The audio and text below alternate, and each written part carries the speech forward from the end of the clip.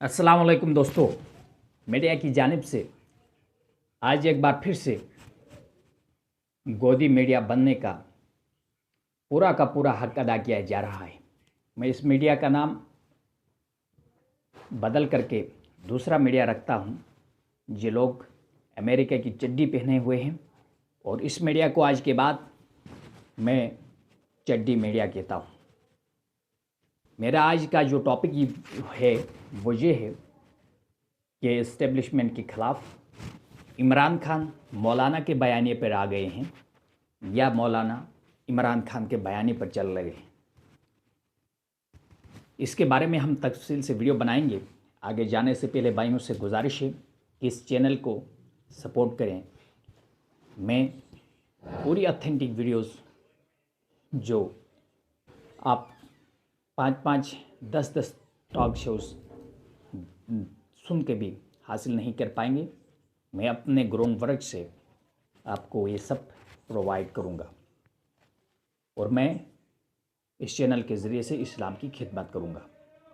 तो इस कार्य सवाब में मेरा साथ दीजिए। तो आगे बढ़ते हैं। 2018 के इलेक्शन हुए तो मौलाना फजल रहमान और उसकी जमात ने यह मौक़िफ़ अख्तियार किया कि हम इस इंतखाबात में कामयाबी का जो कि मुबारकबादी जो है वो इमरान अहमद खान नियाज़ी को नहीं बल्कि जनरल फैज़ हमीद और जनरल बाजवा को देंगे। इस ज़मन में जमीयत के जो तर्जुमान हाफिज़ हमदुल्ला ने बलूचिस्तान में जनरल फैज़ जो बलूचिस्तान के वो तर्जुमान थे, जनरल फैज़ के घर के सामने एक मीटिंग डिक्लेयर कर दी। उस मीटिंग में उन्होंने कहा कि जनरल साहब, मैं आपको प्राइम मिनिस्टर ऑफ पाकिस्तान मानता हूँ। इमरान खान तो एक कठपुतला है और मैं इसकी जो मुबारकी है उसका हकदार भी आपको ठहराता हूँ और मैं आपको मुबारकबाद पेश करता हूँ। उन्होंने साथ ये भी कहा, यहाँ चूँकि जो पब्लिक मीटिंग थी वो उसके घर के सामने रखी गई थी, तो कहा कि यहाँ से आपका घर नज़र भी आ रहा है, इशारा भी किया और ये भी कहा कि मेरी माइक की आवाज़ जो है वो भी आप तक पहुँच रही है, तो आपका बहुत बहुत शुक्रिया। यूँ वो इस दंगल में कूद पड़े कि जो धांधली का जो फ़ायदा होने वाला है वो तो नून लीग, पीपल्स पार्टी और पीटीआई को हमेशा मिलेगा और इसके ज़रिए से इस्टेब्लिशमेंट जो गला घोंट देगी वो इस्लाम का और 23 मजहबी जमातों का गला घोंट देगी। तो इस सोच के साथ उन्होंने एक तहरीक का आगाज़ किया। तो शुरू में पीपल्स पार्टी और नून लीग पीडीएम के साथ आ ही नहीं रही थी, लेकिन जब मौलाना ने तहरीक का आगाज़ किया तो वो घर में छुप कर बैठ भी नहीं सकते थे। आवाम का प्रेशर था, वोट को इज्जत दो का बयानिया था, तो ये सब धुंधला होने वाला था। तो उन्होंने बहालत मजबूरी मौलाना का साथ दिया। तो मौलाना ने कई प्रोटेस्ट किए, उसके बाद कई मिलन मार्च हुए, पूरे मुल्क की एहतजाज हुआ। उसके बाद मौलाना ने इस्लामाबाद में धरने का जो ऐलान किया, तो पीपल्स पार्टी और नून लीग ने साफ साफ इनकार कर दिया। तो मौलाना को तो पहले ही पता था कि इनको धांधली जो फीडर सिराजुल्लाह कहते थे, फीडर की बोतल फिर से मिलने वाली है। तो ये आए या ना आए, मैंने तो प्रोटेस्ट करना ही करना है। तो खैर, तो फिर उन्होंने ब्लैकमेल का एक जाल डाला कि 2 दिन तक प्रोटेस्ट होगा, धरना होगा तो हम आएंगे, नहीं तो नहीं। तो मौलाना ने कहा कि नहीं, गैर मुअय्यना मुद्दत तक होगा और आप कारकुन के साथ आएंगे। वो डर गए। डरने के बाद पहले हाँ कर दिया, फिर ना कर दिया, फिर हाँ कह के आ गए और सिर्फ स्पीच की हद तक स्पीच करके चले गए। चंद 100 लोगों को लाए और गए। मौलाना अकेले डटे रहे। मौलाना को सारे ज़मन में पता था ये इस्टेब्लिशमेंट के चमचे हैं, तो मौलाना ने अकेला धरना दिया। उस पर भी मीडिया वालों ने कहा कि उसको मौलाना को नून लीग की जानिब से ब्लैकमेल किया जा रहा है। नहीं, अपना काज था भाई, आपके साथ जुल्म हो रहा है तो आपको लोगों को मिलाना पड़ेगा।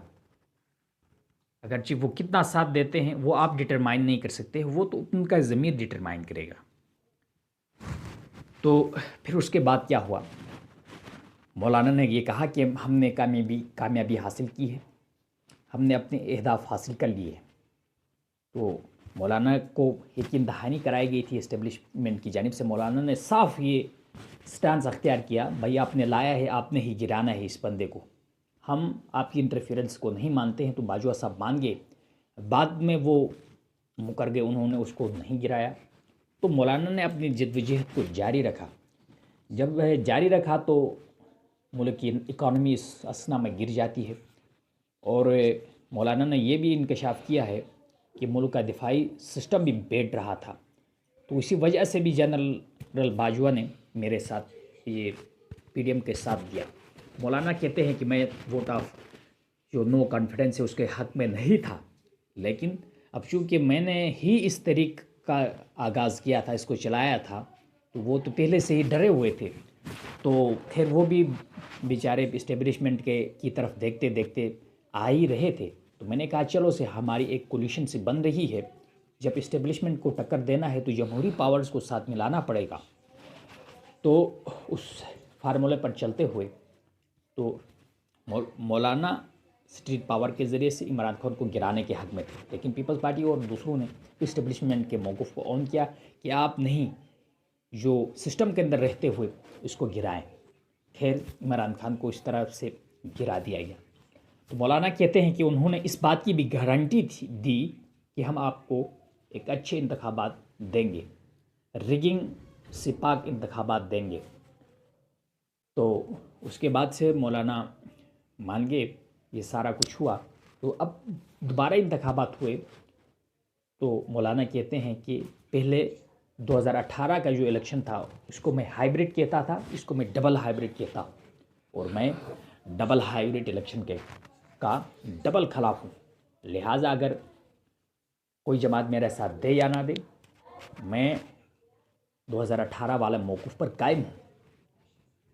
तो उन्होंने कहा कि पीटीआई के साथ जिस्मों का नहीं दिमागों का तजाद है, क्योंकि वो समझते थे कि इमरान खान पहले अपनी सीट से हार गए शुरू में, बाद में एक सीट ली, फिर काफ़ी वक्त तक सीटें ही नहीं, एक दो सीटें, फिर 2013 के इंतखाबात में क्या हुआ, जनरल अफेयर्स का आशीर्वाद मिल गया, 120 दिन तक धरने दिए।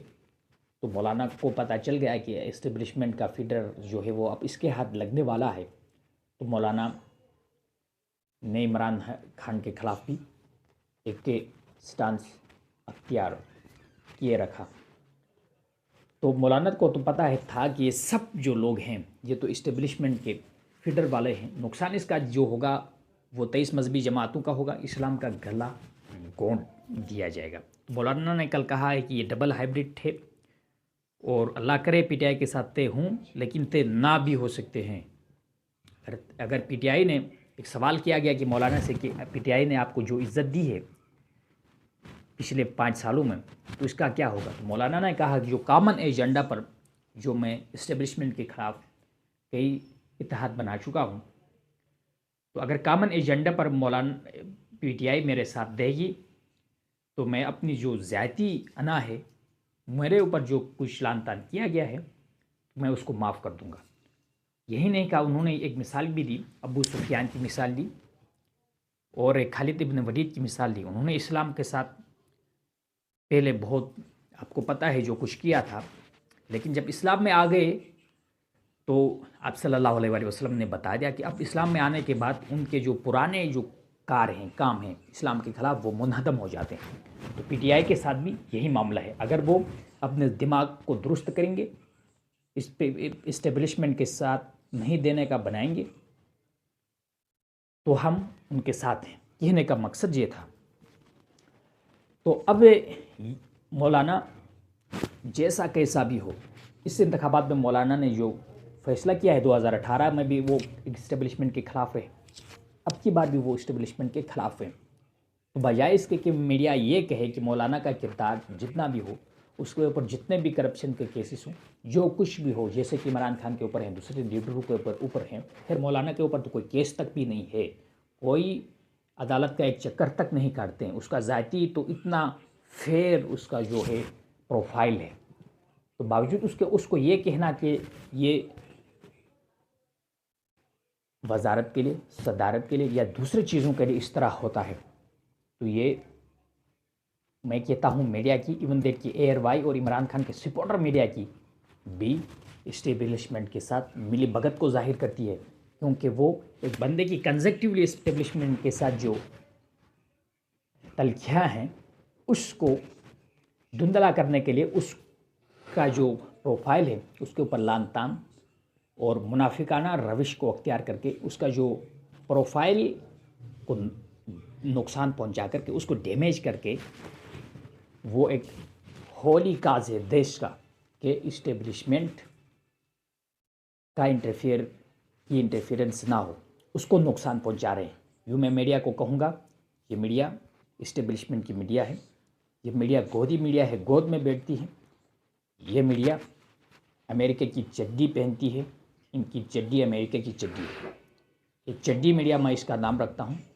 ये मौलाना के ख़िलाफ़ कोई केस लाए, कोई जो कुछ भी करे, PTI की 10 सालों से KPK में गवर्नमेंट है, कोई कुछ नहीं लाएंगे, बस सिर्फ मुंह से ये कहेंगे कि ये मौलाना क्या है कि वो इक़्तिदार के लिए ऐसे होते हैं। ऐसा नहीं है। इमरान खान बहुत विजडम रखने वाला बंदा है, वो हालात की नज़ाकत को देख कर के फैसला करते हैं और वो इसमें अपना जो इक़्तिदार है उसको भी आगे रखते हैं। तो 2018 के इंतखाबात में इमरान अहमद खान नियाज़ी सिर्फ 4 सीटों से प्राइम मिनिस्टर थे और MKM की 6, GDA की 3-4, बाप पार्टी की 3-4, परवेज़ इलाही की 3-4, यानी कि 5-6 जमातों के मिलाकर के 15-16 सीटें नहीं थी। मौलाना की अकेले 16-17 सीटें थी। तो इमरान खान को ये समझ थी कि अगर वो उसको मिलाते हैं, मौलाना को मिलाते हैं, तो 4 जमातें जो मौलाना के ख़िलाफ़ जो इमरान खान को जो ब्लैकमेल कर रही हैं उससे बच जाएंगे। और मौलाना ब्लैकमेल करते भी नहीं हैं, उसका किरदार है। तो इमरान खान ने कोशिश की कि बलूचिस्तान की चीफ मिनिस्टरशिप दी जाए, गवर्नरशिप दी जाए, सेनेट की चेयरमैनशिप दी जाए, यही नहीं अली मीन गंडापुर की सीट तक दी जाए। जब कुर्सी प्राइम मिनिस्टरशिप खींचने लग गई तो इमरान खान ने ऑफ़र की कि मौलाना सदर तक बन जाए, लेकिन मौलाना डट गए। उन्होंने उसको एक होली वार करार दिया, 23 मजहबी जमातों के ख़िलाफ़ वार करार दे दिया, इस्लाम के ख़िलाफ़ वार करार दे दिया, क्योंकि इस्टेब्लिशमेंट जिसके एजेंडे पर काम कर रही है मौलाना समझते हैं वो ये सब इस्लाम के ख़िलाफ़ है। इस्टेब्लिशमेंट को यहाँ से इशारे मिलते हैं। तो अब ये मौलाना ने ये डिक्लेयर किया कि ये गद्दारी होगी, इमरान खान की एक ना मानी और इमरान खान को चलता कर दिया। तो अब एक बार फिर से यही सिनेरियो आ गया है। इंतखाबात में धांधली हुई है तो मौलाना ने कहा है कि फिर 2018 का जो इलेक्शन था वो हाइब्रिड था, अब का जो इलेक्शन है वो डबल हाइब्रिड है और मैं डबल हाइब्रिड को नहीं मानूंगा। उन्होंने ये भी कहा है कि PTI के साथ इख्तलाफात हैं, अल्लाह करे इख्तलाफात ठीक हो गए तो भी सही, ना हो गए तो भी हम चलेंगे कामन काज पर, हम जान तक देंगे, हम सौदा नहीं करेंगे। मौलाना ने ये भी कहा कि अगर इस्टेब्लिशमेंट ने ये तय किया कि हम पीछे हट जाएंगे तो ठीक है, वरना ये दंगल सजता रहेगा और मैदान में फैसले होंगे। तो इस ज़माने में मैं ये कहता हूँ कि मौलाना का जो भी किरदार हो, 2018 के बाद इस्टेब्लिशमेंट का जो स्टांस है, के ख़िलाफ़ स्टांस है, वो बिल्कुल परफेक्ट है। अवाम इसके साथ खड़े होंगे और मौलाना के साथ देंगे। वस्सलाम, इस्लाम जिंदाबाद।